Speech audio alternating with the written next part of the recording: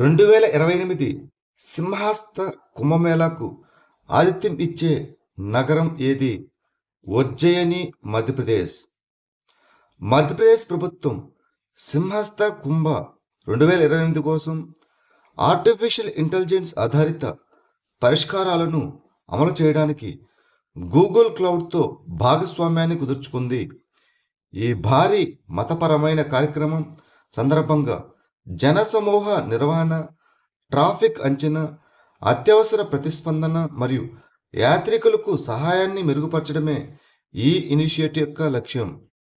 ఉజ్జయిన్లో ప్రతి 12 సంవత్సరాలకి ఒకసారి క్షిప్రా నది ఒడ్డున సింహస్థ కుంభ జరుగుతుంది. ఈ సింహస్థ కుంభ అతిపెద్ద హిందూ పుణ్యక్షేత్రాల్లో ఒకటి. అక్రమ వలసలను అరికట్టడానికి మరియు సరిహద్దు భద్రతను పటిష్టం చేయడానికి కేంద్ర ప్రభుత్వం ఏ మిషన్ను ప్రారంభించడానికి సిద్ధమవుతున్నది? High powered demography mission. అక్రమ వలసలను అరికట్టడానికి, సరిహద్దు భద్రతను బలోపేతం చేయడానికి కేంద్ర ప్రభుత్వం స్మార్ట్ బోర్డర్ ప్రాజెక్టు మరియు హై పవర్డ్ డెమోగ్రఫీ మిషన్ను ప్రారంభిస్తోంది. ఈ స్మార్ట్ బోర్డర్ ప్రాజెక్ట్ అనేది పాకిస్తాన్ మరియు బంగ్లాదేశ్తో ఉన్న సుమారు 6,000 కిలోమీటర్ల సరిహద్దుల వెంబడి అమలు చేయనున్న ఒక భారీ సాంకేతిక ఉన్నతీకరణ. ఇది అభేద్యమైన భద్రతా వలయాన్ని సృష్టించడానికి అధునాతన నిఘా సాంకేతికతలను వినియోగిస్తుంది. ఇటీవల వార్తల్లో కనిపించిన అబ్రహం ఒప్పందాల్లో ఎన్ని సభ్యదేశాలు ఉన్నాయి? 6 సభ్యదేశాలు. అబ్రహం ఒప్పందాలు అనేవి అమెరికా మధ్యవర్తిత్వంతో కుదిరిన చారిత్రాత్మక ఒప్పందాల శ్రేణి. ఇవి ఇజ్రాయెల్ మరియు అనేక అరబ్ దేశాల మధ్య దౌత్య, ఆర్థిక మరియు భద్రతా సంబంధాలను సాధారణీకరించాయి. 2020లో సంతకం చేయబడిన ఈ అబ్రహం ఒప్పందాల్లో 6 సభ్యదేశాలు ఉన్నాయి. అవి United states of America, Israel, United Arab Emirates, Bahrain, Morocco మరియు కజకిస్తాన్. ఇటీవల కజకిస్తాన్ నవంబర్ 2025లో అధికారికంగా ఈ ఒప్పంద కూటమిలో చేరింది. రాష్ట్రపతి ద్రౌపది ముర్ము 2026 పద్మ విభూషణ్ అవార్డును మరణానంతరం ఎవరికి ప్రదానం చేశారు? ధర్మేంద్ర సింగ్ డియోల్. రాష్ట్రపతి ద్రౌపది ముర్ము బాలీవుడ్ దిగ్గజ నటుడైన ధర్మేంద్ర సింగ్ డియోల్కు 2026 పద్మవిభూషణ్ పురస్కారాన్ని మరణానంతరం ప్రదానం చేశారు. కళారంగంలో ఆయన ఈ గౌరవాన్ని అందుకున్నారు. రాష్ట్రపతి భవన్లో జరిగిన పౌర పురస్కార ప్రదానోత్సవంలో ఆయన తరపున ఆయన యొక్క సతీమణి లోక్సభ ఎంపీ అయిన హేమమాలిని ఈ పురస్కారాన్ని స్వీకరించారు. వయలిన్ విద్వాంసురాలు అయినటువంటి ఎన్ రాజిమ్ కూడా ఈ పురస్కారాన్ని అందుకున్నారు. ఇక పద్మభూషణ్ పురస్కారాన్ని ఉత్తరాఖండ్ మాజీ ముఖ్యమంత్రి భగత్ సింగ్ కోశ్యారికి ఈ పురస్కారాన్ని ప్రదానం చేశారు. 2026 సంవత్సరానికి గాను ప్రభుత్వం మొత్తం ఎన్ని పద్మ అవార్డులను ప్రకటించింది? 131. 2026 మే 25న రాష్ట్రపతి భవన్లో జరిగిన పురస్కార ప్రదానోత్సవంలో ద్రౌపది ముర్ము 2026 పద్మ పురస్కారాలను ప్రదానం చేశారు. పద్మ పురస్కారాలు భారతదేశపు అత్యున్నత పౌర పురస్కారాల్లో ఒకటి మరియు వీటిని పద్మవిభూషణ్, పద్మభూషణ్ మరియు పద్మశ్రీ అనే 3 విభాగాల్లో ప్రదానం చేస్తారు. ఈ సంవత్సరం ప్రభుత్వం మొత్తం 131 పద్మ పురస్కారాలను ప్రకటించింది. వీటిలో 5 పద్మవిభూషణ్, 13 పద్మభూషణ్ మరియు 113 పద్మశ్రీ పురస్కారాలు ఉన్నాయి. 1954లో స్థాపించబడిన పద్మ అవార్డులను ప్రతి సంవత్సరం గణతంత్ర దినోత్సవం సందర్భంగా ప్రకటిస్తారు. ఇటీవల వార్తల్లో ప్రస్తావించబడిన రూప తారకాసి కళకు ఏ నగరం ప్రసిద్ధి చెందింది? కటక్, ఒడిశా. కటక్కు చెందిన ప్రసిద్ధ వెండి ఫిలిగ్రీ కళ అయిన రూప తారకాసి పెరుగుతున్న వెండి ధరలు మరియు వెండిపై కొత్త దిగుమతి ఆంక్షల కారణంగా సవాలును ఎదుర్కొంటున్నది. రూప తారకాసి అనేది సున్నితమైన వెండి తీగ పనితనం మరియు క్లిష్టమైన డిజైన్లకు ప్రసిద్ధి చెందిన శతాబ్దాల నాటి కళారూపం. ఒడియాలో తార అనగా తీగ మరియు కాసి అనగా తీగతో డిజైన్ చేయడం లేదా పని చేయడం.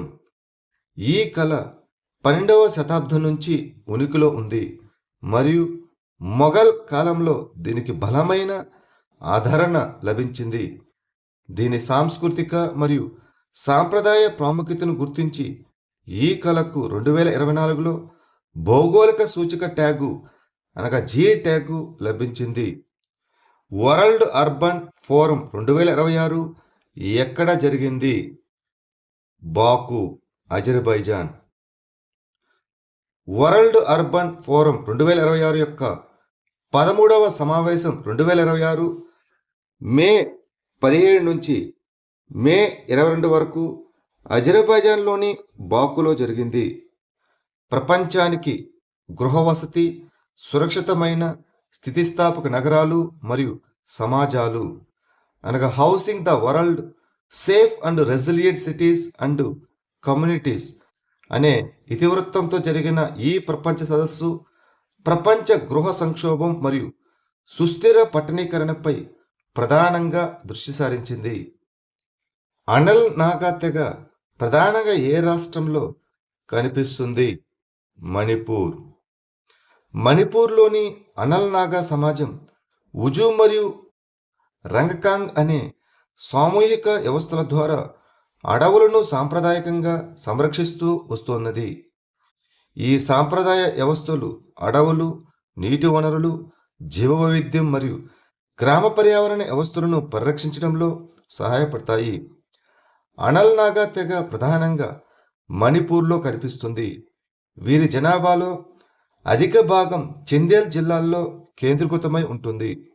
భారతదేశంలో వీరిని షెడ్యూల్డ్ తెగగా గుర్తించారు. ఒరేస్నిక్ క్షిపణిని ఏ దేశం అభివృద్ధి చేసింది? రష్యా. ఒరేస్నిక్ క్షిపణి అనేది రష్యా తయారు చేసిన ఒక మధ్యశ్రేణి హైపర్సోనిక్ బ్యాలిస్టిక్ క్షిపణి. ఉక్రెయిన్లోని కీవ్పై జరిగిన దాడుల్లో రష్యా ఈ క్షిపణిని ఉపయోగించిందని ఉక్రెయిన్ అధికారులు ఇటీవల ఆరోపించారు. ఒరేస్నిక్ క్షిపణి R-26 రుబిజ్ బ్యాలిస్టిక్ క్షిపణి వ్యవస్థ ద్వారా ఆధారంగా రూపొందించబడింది. ఇది అణ్వాయుధాలు మరియు సాంప్రదాయ వార్హెడ్లు రెండింటినీ మోయగల సామర్థ్యం కలిగి ఉంటుంది. వేగంగా మోహరించడానికి మరియు రహస్యంగా ఉంచడానికి ఈ క్షిపణిని ఒక మొబైల్ ట్రాన్స్పోర్టర్ లాంచర్పై అమర్చుతారు. థర్మల్ బ్యాటరీల సామర్థ్యాన్ని మెరుగుపరచడానికి కొత్త ఉష్ణశక్తి నిల్వ పదార్థాన్ని ఏ సంస్థ అభివృద్ధి చేసింది? పౌడర్ మెటరాలజీ మరియు నూతన పదార్థాల అంతర్జాతీయ ఉన్నత పరిశోధన కేంద్రం international advanced research centre for powder metallurgy and new materials విజ్ఞాన మరియు సాంకేతిక శాఖ ఆధ్వర్యంలోని పౌడర్ మెటలర్జీ మరియు నూతన పదార్థాల అంతర్జాతీయ ఉన్నత పరిశోధన కేంద్రం తక్కువ ఖర్చుతో కూడిన ఉష్ణశక్తి నిల్వ పదార్థాన్ని అభివృద్ధి చేసింది. ఈ ఆవిష్కరణ కేంద్రీకృత సౌర విద్యుత్ కేంద్రాలు మరియు పారిశ్రామిక వ్యర్థ ఉష్ణ పునరుద్ధరణ వ్యవస్థల్లో ఉపయోగించే థర్మల్ బ్యాటరీల సామర్థ్యాన్ని మెరుగుపరుస్తుంది. ఏడు మిష్మి తెగ ప్రధానంగా ఏ రాష్ట్రంలో కనిపిస్తుంది? అరుణాచల్ ప్రదేశ్. ఏడు మిష్మి తెగ వారు అడవులు మరియు వన్యప్రాణులతో గాఢంగా ముడిపడి ఉన్న ఒక ప్రత్యేకమైన పరిరక్షణ ఆధారిత విశ్వ దృక్పథాన్ని అనుసరిస్తారు. ఈ ఏడు మిష్మి వారు అరుణాచల్ ప్రదేశ్లోని దిబాంగా లోయ, లోయర్ దిబాంగ్ మరియు లోహిత్ జిల్లాల్లో ప్రధానంగా నివసించే ఒక ఆదిమ గిరిజన సమాజం. వారు టిబెట్ సరిహద్దుకు సమీపంలో ఉన్న మిష్మి కొండల్లో నివసిస్తున్నారు. ఈ తెగ వారు తమ విలక్షణమైన కేశాలంకరణ, సాంప్రదాయ వస్త్రధారణ, నేత పని మరియు హస్తకళలకు ప్రసిద్ధి చెందారు. ఇడుమిష్మి అని పిలువబడే వారి భాషను యునెస్కో అంతరించిపోతున్న భాషగా వర్గీకరించింది. మహారాష్ట్రలో ఫిరంగి గుండ్ల తయారీ కర్మాగారాన్ని అనగా ఆర్టిలరీ షెల్ తయారీ ప్లాంట్ను ఏ సంస్థ స్థాపించింది? నిబే లిమిటెడ్. రక్షణ మంత్రి రాజ్నాథ్ సింగ్ మహారాష్ట్రలోని షిడ్డీలో గల సావ్లీ విహిర్ ఇండస్ట్రియల్ ఎస్టేట్లో ఒక ఆర్టిలరీ షెల్ తయారీ ప్లాంట్ను ప్రారంభించారు. ఈ ప్రాజెక్టును నిబే లిమిటెడ్ సంస్థ ఏర్పాటు చేసింది. ఈ ప్లాంటు సంవత్సరానికి 5 లక్షల షెల్స్ ఉత్పత్తి సామర్థ్యంతో 155 ఆర్టిలరీ షెల్స్ను తయారు చేస్తుంది.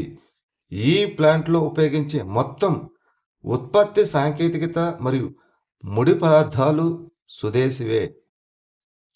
ఇటీవల వార్తల్లో కనిపించిన జరియా బొగ్గు క్షేత్రం ఏ రాష్ట్రంలో ఉంది? జార్ఖండ్. జరియా బొగ్గు క్షేత్రంలోని భూగర్భ మంటలు గతంలో అంచనా వేసిన దానికంటే అధిక ఉష్ణోగ్రతల వద్ద మండుతూ ఎక్కువ గ్రీన్ హౌస్ వాయువులను విడుదల చేస్తున్నాయని ఇటీవల ఒక అధ్యయనం వెల్లడించింది. జరియా బొగ్గు క్షేత్రం జార్ఖండ్లోని దామోదర్ నది లోయలో ధన్బాద్ జిల్లాలో ఉంది. ఇది అధిక నాణ్యత గల కోకింగ్ బొగ్గు యొక్క గొప్ప నిల్వలకు ప్రసిద్ధి చెందింది. భారతదేశంలోనే అతిపెద్ద బొగ్గు నిల్వలు జరియాలో ఉన్నాయి. వీటి పరిమాణం సుమారు 19.4 బిలియన్ టన్నులుగా అంచనా వేయబడింది. భారత సైబర్ క్రైమ్ సమన్వయ కేంద్రం ఐఫర్సి ఏ మంత్రిశాఖ ఆధ్వర్యంలో పనిచేస్తుంది? హోం వ్యవహారాల మంత్రిశాఖ. Indian cyber crime coordination centre. భారత సైబర్ క్రైమ్ సమన్వయ కేంద్రం హోం వ్యవహారాల మంత్రిశాఖ ఆధ్వర్యంలో పనిచేస్తుంది. ఇది భారతదేశంలో సైబర్ నేరాలను ఎదుర్కోవడానికి జాతీయ నోడల్ ఏజెన్సీగా పనిచేస్తుంది. సైబర్ నేరాలను నివారించడానికి, గుర్తించడానికి, దర్యాప్తు చేయడానికి మరియు విచారించడానికి చట్ట అమలు సంస్థలకు ఐఫర్సి ఒక సమన్వయ ఫ్రేమ్వర్క్ని అందిస్తుంది. భారత్ డిజిటల్ సంవాద్ ఏ నగరంలో ప్రారంభించబడింది? New Delhi. Bharat digital infrastructure association May 2026లో న్యూఢిల్లీలో భారత్ డిజిటల్ సంవాద్ను ప్రారంభించింది. ఇది డిజిటల్ సార్వభౌమత్వం మరియు మౌలిక సదుపాయాల విధానంపై దృష్టి సారించిన భారతదేశ్ మొట్టమొదటి ప్రత్యేక జాతీయ వేదిక. విధాన రూపకర్తలు, ప్రసారకర్తలు, డిజిటల్ ప్లాట్ఫారంలు, నియంత్రణ సంస్థలు, విద్యావేత్తలు మరియు పరిశ్రమ భాగస్వామ్యాల మధ్య చర్చలను ప్రోత్సహించడమే ఈ ఇనిషియేటివ్ యొక్క లక్ష్యం.